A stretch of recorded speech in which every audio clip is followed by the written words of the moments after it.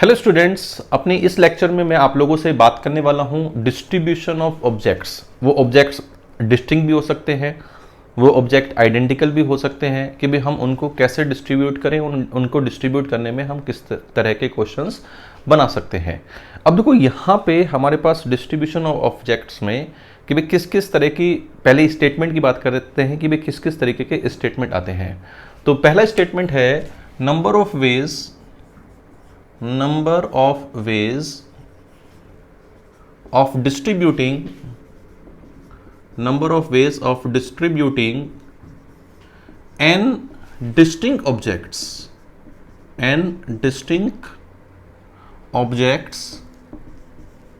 among p persons. Number of ways of distributing n distinct object among p persons. P number of persons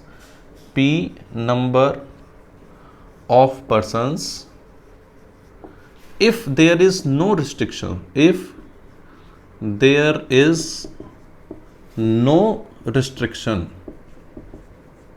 कि अगर यहाँ पे कोई restriction नहीं है कि भाई हमारे पास n ऑब्जेक्ट्स हैं और डिस्टिंक्ट ऑब्जेक्ट्स हैं और हमें उन्हें p पर्सन्स में डिस्ट्रीब्यूट करना है, अगर हमारे पास कोई भी रिस्ट्रिक्शन नहीं है। ठीक है, मतलब जैसे मान लो हमारे पास ऑब्जेक्ट्स हैं A1, A2, A3, AN, ये मेरे पास n ऑब्जेक्ट्स हैं। ठीक है, और मेरे पास p पर्सन्स हैं, let's say number person 1, P1, P2, P3 और P नंबर ऑफ पर्सन्स हैं, तो P मैंने यहाँ पे लिया है। अब यहाँ पे मुझे ये देखना है कि भाई कोई कंडीशन नहीं है, यहाँ पे कोई भी ऑब्जेक्ट किसी के पास भी जा सकता है, किसी के पास कितने भी ऑब्जेक्ट्स आ सकते हैं, ऐसी कोई रिस्ट्रिक्शन यहाँ पे नहीं है। तो A1, A2, A3, AN को इन P पर्सन्स में हमें डिस्ट्रीब्यूट करना है। A1, A2, A3, AN को हमें क्या करना है, P ऑब्जेक्ट्स में डिस्ट्रीब्यूट करना है। तो उसके टोटल नंबर ऑफ वेज कितने होंगे, तो जैसे टोटल नंबर ऑफ वेज देखने के लिए हम कैसे सोच सकते हैं कि ये जो A1 ऑब्जेक्ट है, इस A1 ऑब्जेक्ट के पास कितने ऑप्शंस हैं। भाई जो A1 ऑब्जेक्ट है, इस A1 ऑब्जेक्ट के पास कितने ऑप्शन हैं, P। भाई किसी भी आदमी के पास जा सकता है, P1, P2, P3, P। अच्छा, देना जरूर है, ये बात भी है, देना जरूर है, ये जो ऑब्जेक्ट्स हैं इनमें बांटने जरूर हैं। ठीक है, तो A1 इन P में से किसी के पास भी जा सकता है। तो A1 के पास कितने ऑप्शंस हैं, P। A2 के पास कितने ऑप्शंस हैं, वो भी इन P में से किसी के पास भी जा सकता है, तो इसके पास कितने हैं, P। A3 के पास कितने हैं, P। AN के पास कितने हैं, P। तो P कितनी बार आया, n टाइम्स। कितनी बार आया, P कितनी बार आया, n टाइम्स। तो P n टाइम्स आया, तो आंसर इसका क्या हो गया, P की पावर n। आंसर कितना हो गया इसका, P की पावर n। कि भाई P पर्सन्स हैं, P पर्सन्स को हमें n डिस्टिंक्ट ऑब्जेक्ट को हमें P पर्सन्स में डिस्ट्रीब्यूट करना है। अब n डिस्टिंक्ट ऑब्जेक्ट्स को P पर्सन में डिस्ट्रीब्यूट करना है, तो उसके हमारे पास तरीके कितने हैं, P की पावर n। सही बात, तो ये हमारे पास हो गया P की पावर n। जैसे हमारे पास, हम इसमें इस तरह से एक क्वेश्चन लिख सकते हैं, जैसे एक क्वेश्चन ये लिख सकते हैं हम इसमें फंक्शन का।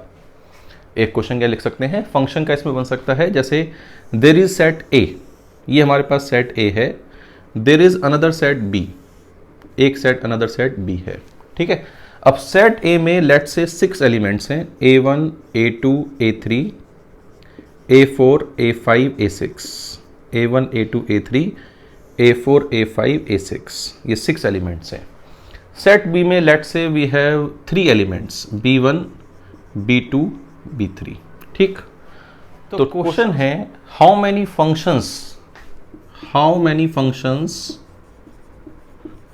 Functions A to B are possible, how many functions A to B are possible, कि भाई A से B में हमारे पास टोटल कितने फंक्शन पॉसिबल हैं। अब A से B में टोटल कितने फंक्शंस पॉसिबल हैं, अगर हम मैपिंग को देखें कि इस A1 के पास कितने ऑप्शन हैं, 3, कि भाई B1, B2, B3 कहीं भी मैप कर जाएगा। इस A2 के पास कितने ऑप्शन हैं, 3, A3 के पास 3, A4 के पास 3, 3, 3, 3, 3, 3, तो answer of this part will be 3 की पावर 6 कि भाई total number of function from A to B will be 3 की पावर 6। ठीक है, तो ये हमारे पास टोटल मतलब ये एक तरीके से क्या है कि हमारे पास ये 6 ऑब्जेक्ट्स थे और इन 6 ऑब्जेक्ट्स को हमें इन 3 पर्सन्स में बांटना है। वी हैव 6 ऑब्जेक्ट्स और इन 6 ऑब्जेक्ट को हमें इन 3 पर्सन B1 B2 B3 में बांटना है। अब इसमें अगर मैं थोड़ा सा वेरिएशन लाऊं, इसमें वेरिएशन लाऊं, how many of them are onto functions, how many of them are onto functions, कि भाई इन 3 की पावर 6 में हमारे पास ऑन टू फंक्शन कितने हैं, कि how many of them are onto function. अब how many of them are onto function, इसका मतलब क्या है, ऑन टू का मतलब क्या है, यहाँ पे B1 B2 B3 कोई खाली नहीं रहना चाहिए, सबके पास प्री इमेज होनी चाहिए। B1 की कुछ ना कुछ प्री इमेज होनी चाहिए, B2 की प्री इमेज होनी चाहिए, B3 की प्री इमेज होनी चाहिए, कोई ना कोई भी खाली नहीं रहना चाहिए, यहाँ पे कोई भी खाली नहीं रहना चाहिए। या फिर हम ये बोलें कि भाई इन 6 ऑब्जेक्ट्स को हमें इन 3 पर्सन्स में बांटना है कि हर एक को कम से कम एक ऑब्जेक्ट जरूर मिले। In how many ways we can distribute these 6 distinct objects among 3 persons so that each receive at least one, so that each receive at least one. In how many ways these 6 objects can be distributed among 3 persons so that each receive at least one. तो इन n elements को इन पे map करना है कि यहाँ पे जरूर भाई B1 B2 B3 खाली ना रहे। अब B1 B2 B3 खाली ना रहे तो उसका हम तरीका कैसे, उसका हम आंसर कैसे निकाल सकते हैं। अगर टोटल में से ये टोटल हो गए कि टोटल नंबर ऑफ फंक्शन कितना है 3 की पावर 6, टोटल में से अगर हम वो केस हटा दें जब इनमें कोई खाली है तो काम बन जाएगा। या फिर टोटल में से हम ये बोलें into number of into functions हटा दिए जाएं तो अपना काम ये बन जाएगा। अब टोटल में से इनटू हटा दिए जाएं काम बन जाएगा, या टोटल में से जब इनमें से कोई खाली है, किसी को कोई कुछ नहीं मिला है तो काम बन जाएगा। अब यहाँ पे ऐसा तो हो नहीं सकता तीनों में से तीनों को कुछ ना मिला हो, भाई ऐसा तो हो ही नहीं सकता भाई जब 6 चीज़ें बांट रहे हैं तो तीनों में से किसी न किसी तो कुछ मिलेगा ही मिलेगा। ऐसा हो सकता है 2 जने खाली हो जाएं, ठीक 2 जनों के पास कुछ ना मिले, तो ठीक 2 जने खाली हैं 3C2 कि भाई कौन से 2 खाली हैं, ठीक 2 जने खाली हैं तो 3C2 कि भाई कौन से 2 हमारे पास खाली हैं। मान लो B1 B2 आ गए कि भाई ये दोनों खाली हैं। अब B1 B2 खाली हो गए तो इसके पास एक ऑप्शन, इसके पास एक ऑप्शन, इसके पास एक, सबके पास एक, कि भाई 2 तो खाली हैं, भाई इनके पास तो कोई जाना नहीं है, सारे के सारे किसके पास जाएंगे B3 के पास। अगर मान लो B1 B3 खाली होते तो सारे के सारे किसके पास जाते B2 के पास। मान लो B2 B3 खाली होते तो सारे के सारे किसके पास जाते B1 के पास। तो ठीक कोई से 2 खाली हैं तो उसका तरीका क्या है इनटू 1 प्लस, ऐसा हो सकता है ठीक 1 खाली हो। अब ठीक 1 खाली हो, इन तीनों में से कौन सा एक 3C1 चूज कर लिया उसे। मान लो B3 हो गया कि B3 के पास कोई नहीं जाएगा, ठीक B3 खाली रहेगा। अब B3 को कुछ नहीं मिलेगा या फिर B3 खाली रहेगा या B3 को कुछ नहीं मिलेगा तो A1 के पास कितने ऑप्शन है 2, A2 के पास कितने ऑप्शन है 2, A3 के पास कितने ऑप्शन है 2, सबके पास कितने ऑप्शन है 2। तो ये हो गया 2 की पावर 6, कितना हो गया 2 की पावर 6। अब 2 की पावर 6 में एक तरीका, जब सारे के सारे B1 पे पहुंच गए होंगे तो B2 भी खाली हो गया होगा, तो ठीक 1 खाली की बजाय ठीक 2 खाली हो गए, वो तो हम पहले ही काउंट कर चुके हैं। तो सारे के सारे B1 के पहुंचे होंगे, वो एक केस माइनस करना चाहिए, और सारे के सारे B2 के पास पहुंचे होंगे तब भी ठीक 2 खाली हो गए, तो ये 2 केस हमें माइनस करने चाहिए, तो -2, ठीक। तो ये हमने इसे इस तरह से लिख लिया।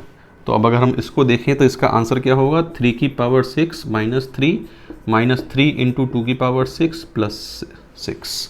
तो आंसर विल बी 3 की पावर 6 -3 इंटू 2 की पावर 6 प्लस 3। ये हमारे पास आंसर हो गया कि 6 ऑब्जेक्ट को हमें 3 लोगों में बांटना है, ईच रिसीव एटलीस्ट 1, कि हर एक को कम से कम 1 मिले, हर एक को कम से कम 1 मिले, ठीक बात। तो ये तो हमारे पास क्या था कि n डिस्टिंक्ट ऑब्जेक्ट को p पर्सन्स में डिस्ट्रीब्यूट करने के तरीके, कि n डिस्टिंक्ट ऑब्जेक्ट को p पर्सन में हम कैसे डिस्ट्रीब्यूट कर सकते थे, सही बात। अब मैं बात करता हूँ डिस्ट्रीब्यूशन ऑफ आइडेंटिकल ऑब्जेक्ट्स। जैसे हमारे पास अभी तक मैंने n डिस्टिंक्ट ऑब्जेक्ट को p पर्सन में डिस्ट्रीब्यूट किया है। अब अगर मेरे पास ऑब्जेक्ट डिस्टिंक्ट ना होके आइडेंटिकल होते तो हम कैसे डिस्ट्रीब्यूट करते? तो लिखिए number of ways of distributing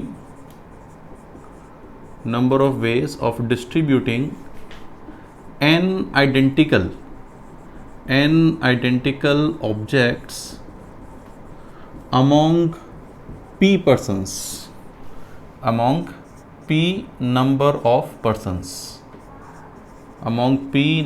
persons, if there is no restriction, if there is no restriction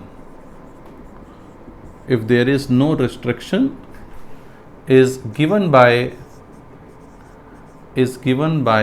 n plus p minus 1 c p minus 1। भाई इसका स्टेटमेंट क्या हो गया कि भाई n आइडेंटिकल हमारे पास ऑब्जेक्ट्स हैं, उन्हें हमें p पर्सन्स में डिस्ट्रीब्यूट करना है, तो उसके तरीके कितने होंगे? n plus p minus 1 c p minus 1। इस मेथड को हम बेगर्स मेथड भी बोलते हैं कि भाई this method is also known as beggars method, कि हमारे पास बेगर्स मेथड भी कहलाता है। भिखारी विधि हिंदी में अगर बोले तो क्या है ये? भिखारी विधि। Why this is beggar's method? ये बेगर्स मेथड क्यों है? जैसे आपके पास सपोज करो n आइडेंटिकल कॉइन्स है और n आइडेंटिकल कॉइन्स को आपको p पर्सन्स में, p बेगर्स में डिस्ट्रीब्यूट करना है। चलो मैं इसे और सिंपल करता हूँ। Let's say we have 20 coins, 20 identical coins हैं और 20 आइडेंटिकल कॉइन्स को हमें 3 बेगर्स में डिस्ट्रीब्यूट करना है कि we need to distribute among 3 beggars. अब बेगर्स को हम बांट रहे हैं तो हमारे पास बेगर्स को बांटने का कोई रिस्ट्रिक्शन नहीं होता कि भाई हर एक को कम से कम 1 देना चाहिए या किसी को कम देना चाहिए या किसी को ज़्यादा देना चाहिए। अगर हमें भिखारी की शक्ल पसंद आ रही है तो सारे दे दो, अगर लग रहा है भिखारी फर्जी है तो कुछ मत दो। तो ये तो हमारे ऊपर डिपेंड करता है कि हम बेगर को कितना दें, कि भाई 20 कॉइन्स हैं और 20 कॉइन्स को 3 बेगर्स में डिस्ट्रीब्यूट करना है। तो 20 कॉइन्स को 3 बेगर्स में डिस्ट्रीब्यूट करना है तो इसे हम इस तरह से सोच सकते हैं कि भाई पहले बेगर को x नंबर ऑफ कॉइन्स मिले, ठीक, दूसरे बेगर्स को y नंबर ऑफ कॉइन्स मिले, तीसरे बेगर को z नंबर ऑफ कॉइन्स मिले और टोटल कॉइन कितने थे? 20। सही। तो हमारे पास 2 पार्टीशन लगे, तो 2 पार्टीशन लगे तो आंसर कितना आ गया? 22C2। कि भाई इस इक्वेशन के number of non negative integral solution उसके बराबर होंगे। सही। या फिर हम इसे मल्टीनोमियल के पास जा सकते हैं कि जैसे हमारे पास इसको अगर हमें डेराइव करना होता, किसको? n आइडेंटिकल कॉइन्स को हमें डिस्ट्रीब्यूट करना होता p पर्सन्स में, तो पहले आदमी को मिलते 0 या 1 या 2 या सारे के सारे n मिल जाते, ठीक है। इसी तरह यही काम दूसरे के साथ होता, यही काम तीसरे के साथ होता और यही काम p वाले के साथ होता, तो उसकी होल पावर p। सही। और हमारे पास टोटल कॉइन्स कितने हैं, टोटल ऑब्जेक्ट्स कितने हैं? x की पावर n। तो इसमें x की पावर n का जो कोफिशिएंट होगा वही हमारा आंसर होगा। तो इस एक्सप्रेशन में x की पावर n का कोफिशिएंट वापस से gp है, 1 माइनस x की पावर n प्लस 1 की होल पावर p और नीचे आएगा 1 माइनस x की पावर माइनस p। तो इसमें x की पावर n का जो कोफिशिएंट होगा that should be the answer, कि वो हमारे पास आंसर होना चाहिए।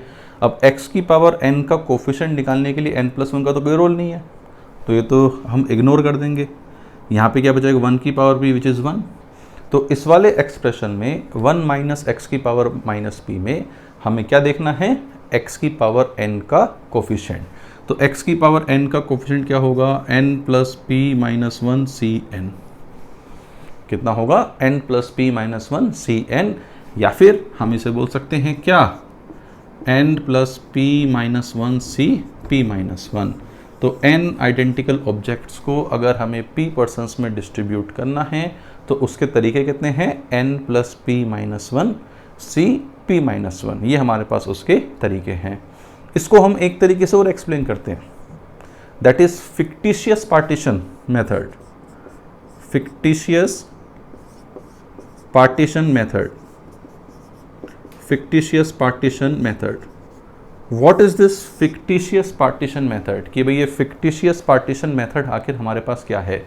जैसे सपोज करो हमारे पास 20 कॉइन्स को 3 बैगर्स में हमें डिस्ट्रीब्यूट करना था। भाई 20 कॉइन्स है मेरे पास और 20 कॉइन्स को मुझे 3 बैगर्स में डिस्ट्रीब्यूट करना था। अब 20 कॉइन्स को 3 बैगर्स में डिस्ट्रीब्यूट करना था तो मैंने ऐसा करा, coin coin coin coin coin coin coin 20 के 20 कॉइन्स एक रो में रख लिए। ठीक, 3 बैगर्स में डिस्ट्रीब्यूट करना है तो मैंने ऐसा करा, 2 फिक्टिशियस पार्टीशन, इमेजिनरी पार्टीशन इनके बीच में लगाए। मान लो जैसे एक ये लग गया, एक ये लग गया। ठीक, अब ये टोटल ऑब्जेक्ट्स कितने हो गए? 20 तो कॉइन्स हो गए और 2 पार्टीशन हो गए। 20 कॉइन्स आइडेंटिकल हैं, 2 पार्टीशन आइडेंटिकल हैं, तो उन्हें एक रो में अरेंज करने के तरीके कितने होंगे?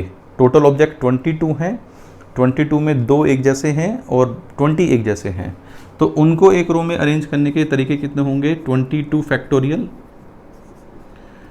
Upon 20 factorial 2 factorial which is nothing but 22c2। ठीक, अब आप कहोगे सर ये जो अरेंज करने का तरीका है इससे डिस्ट्रीब्यूशंस का क्या लेना देना? अब देखो, जैसे ये एक अरेंजमेंट का तरीका है, इसमें इस पार्टीशन के पहले वाले मिल गए पहले बैगर को, मतलब 2 कॉइन, इन दोनों के बीच में मिल गए दूसरे बैगर को, मतलब 2 कॉइन, और बाकी बचे जो कॉइन्स हैं, बाकी कितने बचे? 16, तो वो 16 कॉइन किसको मिल गए? थर्ड बैगर को।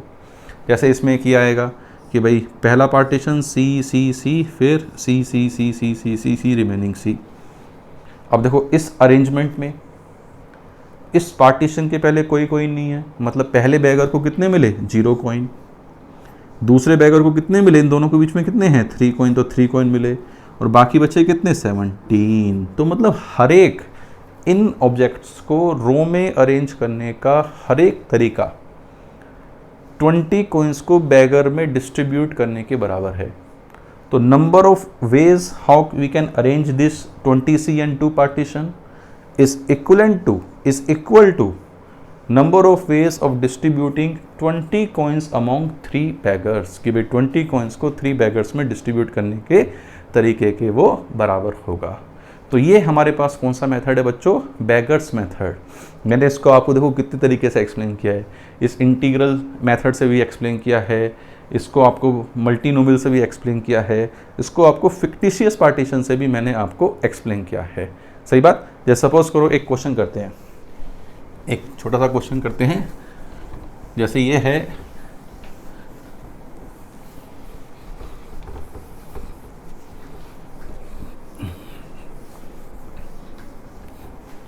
in how many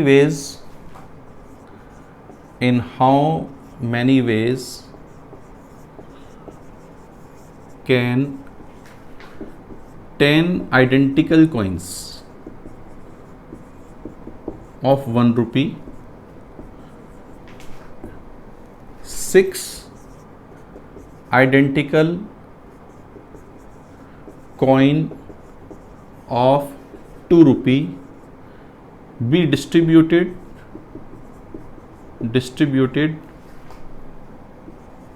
among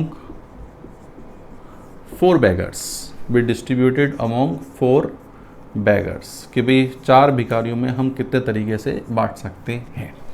तो हमारे पास 10 आइडेंटिकल कॉइन्स हैं 1 रुपये के और 6 आइडेंटिकल कॉइन्स हैं 2 रुपीज़ के, और डेफिनेट बात है कि जो 1 रुपये और 2 रुपये कॉइन है वो अलग अलग होंगे। तो ऐसा करते हैं, there is no restriction on distribution. ऐसा करते हैं जो 10 आइडेंटिकल कॉइन्स हैं वो 4 बेगर्स में बांटने हैं, तो उसके तरीके कितने होंगे? 10 + 4 - 1 विच इज़ 13c3, और 6 + 4 - 1 9c3। So that should be the answer. ये हमारे पास इसका आंसर आ गया।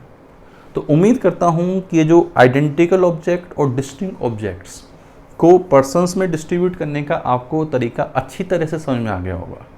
ठीक है, अगर आपको मज़ा आया है तो कमेंट बॉक्स में ज़रूर लिखना कि आपने इस कॉन्सेप्ट को सीखा है। ठीक, और इस वीडियो को लाइक भी करना। इस वीडियो में इतना ही। Thank you very much.